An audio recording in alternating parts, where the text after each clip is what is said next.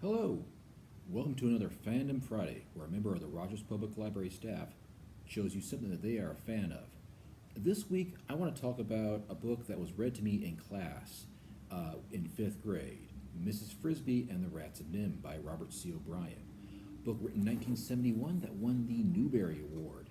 Now, Robert C. O'Brien is actually the pen name of Robert Conley. He had written some and edited some stuff for National Geographic, and in order to basically avoid violating this contract, he wrote under a different name for this children's book.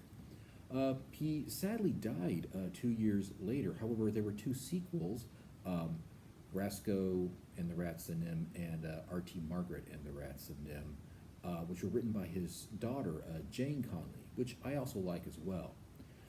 Now, if you are aware of anything, you may be aware of the movie that was based on this, The Secret of NIMH by Don Bluth. To be perfectly honest, and of course, I didn't watch the movie when it first came out, but saw it on TV. This was probably the first case of me being mad at a movie for ruining the book. This was probably my first case of, oh no, it's not like the book. Oh, they changed this character or they added this element, and they changed a lot. If you have only watched The Secret of NIMH, I could appreciate it as an adult, it as a movie for what it is. But the book is completely different. For starters, it's actually very much a low-key scientific book. I almost view it as a gateway into science fiction, which is kind of odd for me, considering it's a book about talking animals. Well, let's talk about the book. Mrs. Frisby is the widow of a family of field mice. Her husband Jonathan died under circumstances that she doesn't really know about, but she has to take care of her children, and she's about to move them from their home in a field to another temporary home because the farmer's going to plow the field. You know, they're living in a cinder block.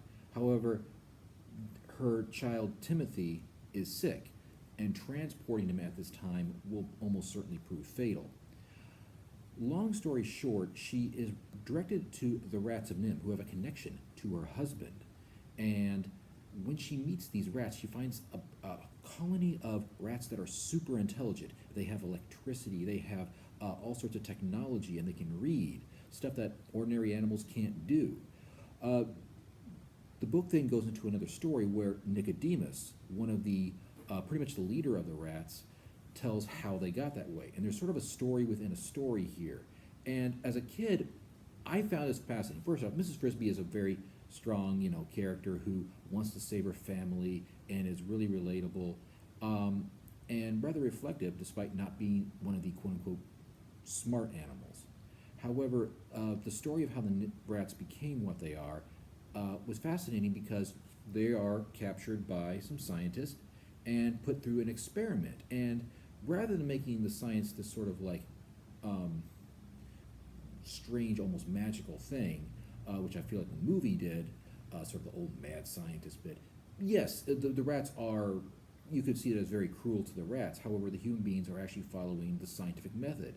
There's even a control group, something that there's almost never a control group, or a lot of these little bits that you learn in class about how you're supposed to do the scientific method when you're learning it in school. That stuff is almost never there.